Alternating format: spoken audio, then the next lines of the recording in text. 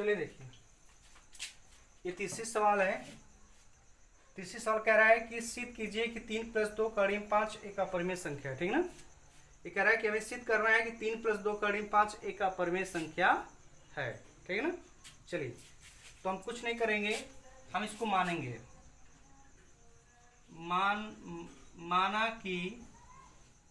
माना कि 3 + 2 कड़ी में 5 एक परिमेय संख्या है।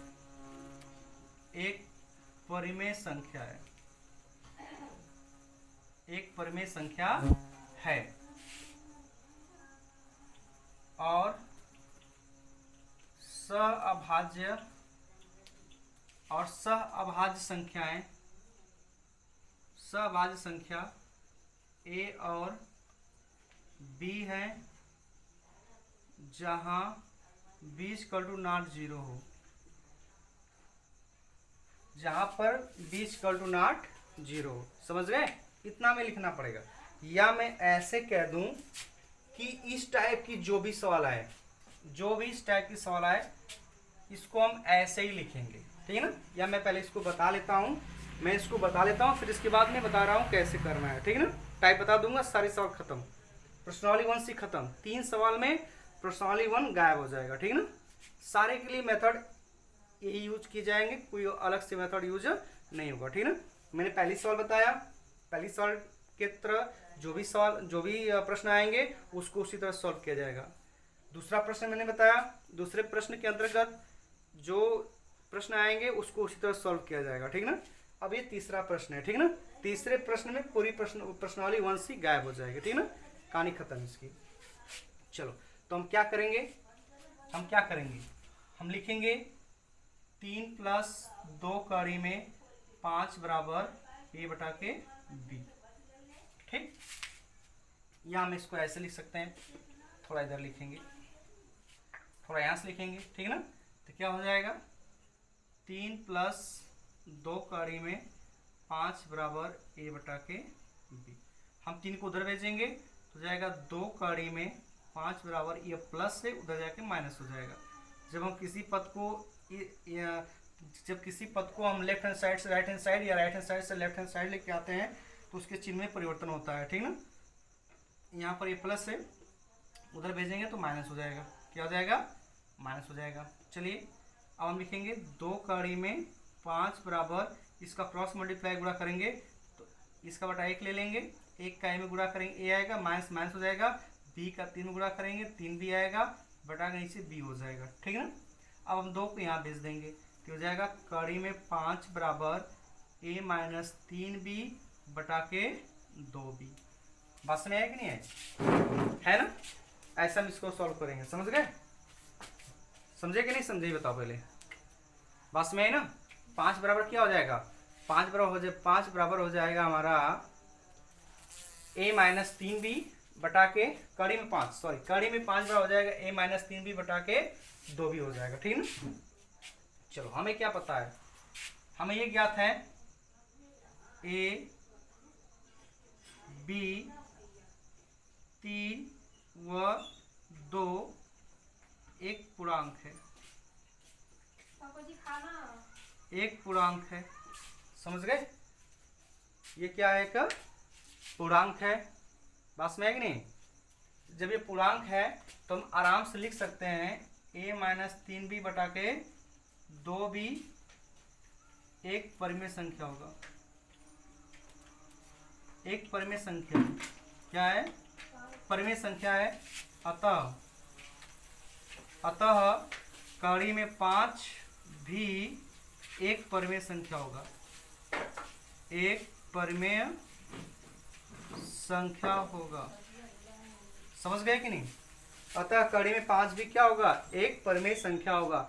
लेकिन विरोधाभास से यह ज्ञात होता है कि लिखेंगे हम, लेकिन विरोधाभास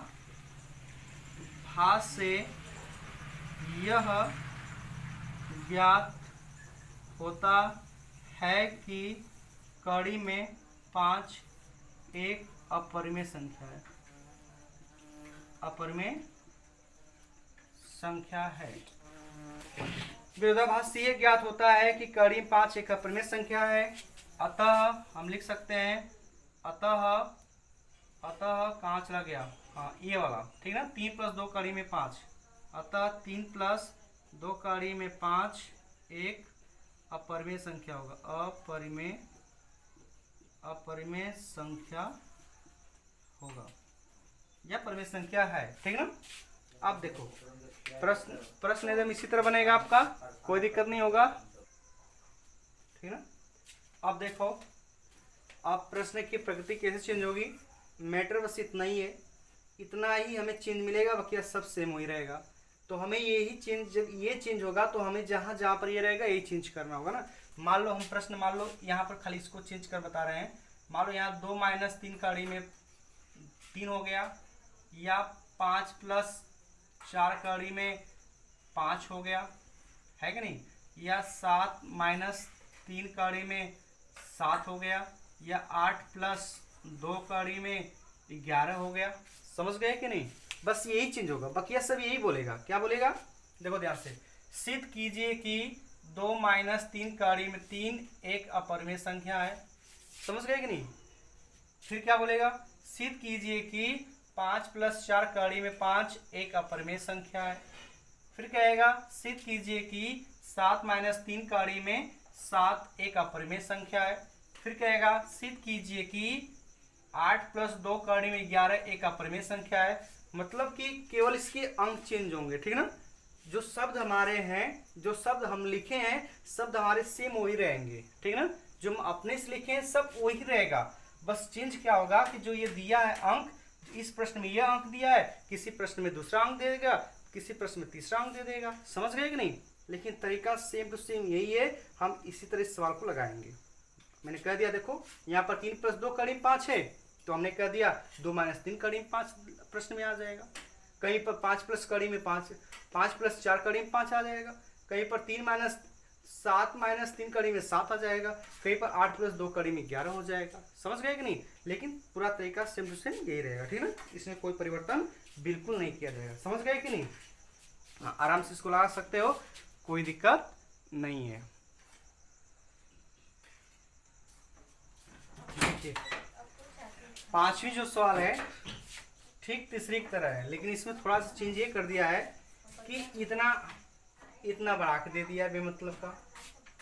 कह रहा है कि यदि कड़ी में 2 एक परिमेय संख्या नहीं है तो सिद्ध कीजिए कि 2 + कड़ी में 2 एक परिमेय संख्या नहीं है। ठीक तीसरी सवाल है, जो हम इसके पहले जो सवाल पढ़े हैं सेम टू सेम वही सवाल है, बस गुमराह करने के लिए हमें ये चीज़ दे दिया है। यदि कड़ी में 2 एक परिमेय संख्या नहीं है तो सिद्ध कीजिए कि 2 + 2 कड़ी में 2 + कड़ी में 2 एक परिमेय संख्या नहीं है। मान लीजिए इसको हम खत्म कर दें, इसको मिटा दे दी, यहाँ से इसको मिटा दें, तो ये जो सवाल बनेगी ये सवाल तीसरे सवाल हो जाएगा, ठीक है ना। तो जो काम हम तीसरे सवाल किए हैं वही कार्य हम इसमें भी करेंगे। देखो कैसे, माना कि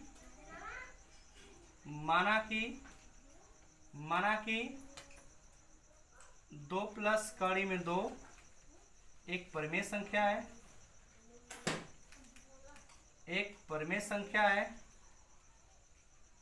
और सहअभाज्य संख्या a और b है, जहां b = 0 हो। बस हो गया, वही चीज वही लिख रहे हैं बस जैसे हमने बताया था उसमें। अब देखो क्या लिखेंगे यहाँ पर, 2 + कड़ी में 2 बराबर a/b हो जाएगा। सिंपल सी बात है, 2 उधर ले जाएंगे तो हो जाएगा कड़ी में 2 बराबर a/b माइनस में 2 हो जाएगा। इसका बटा 1 ले लेंगे, क्रॉस मल्टीप्लाई कर देंगे तो कड़ी में 2 बराबर ये हो जाएगा a - 2b/b हो जाएगा। बस लिख देंगे, अतः a, b व 2 पूर्णांक है। क्या है, पूर्णांक है। तब a - 2b/b एक परिमेय संख्या होगा, क्या होगा, एक परिमेय संख्या होगा। देखिए सारा सिस्टम वही चल रहा है, एक परिमेय संख्या होगा। तब तब कड़ी में 2 भी एक परिमेय संख्या होगा, एक परिमेय संख्या होगा, एक परिमेय संख्या होगा, है कि नहीं? तब कड़ी में 2 भी क्या होगा? एक परिमेय संख्या होगा। बस लेकिन हम लिखेंगे, लेकिन विरोधाभास से यह ज्ञात होता है कि कड़ी में 2 एक अपरिमेय संख्या है। तब क्या हो जाएगा? कहाँ गया? तब 2 प्लस कड़ी में 2, तब 2 प्लस कड़ी में 2 एक अपरिमेय संख्या होगी। क्या होगी? अपरिमेय संख्या होगी। कितनी आसान सवाल, देखिए कितना बड़ा दिया है। सब में वही काम करना है, केवल इसका चेंज होगा तो बस अंक चेंज होगा, ठीक है ना? केवल चेंज होना है तो बस इसके अंक चेंज होगा, बाकी सब कुछ यही रहेगा। प्रश्नावली 1C एकदम खत्म हो गया। 3 टाइप के प्रश्न थे प्रश्नावली 1C में, तीनों टाइप के प्रश्न हमने बता दिए। प्रश्नावली 1 टाइप, प्रश्नावली 1C खत्म हो गया, ठीक है ना? चलिए।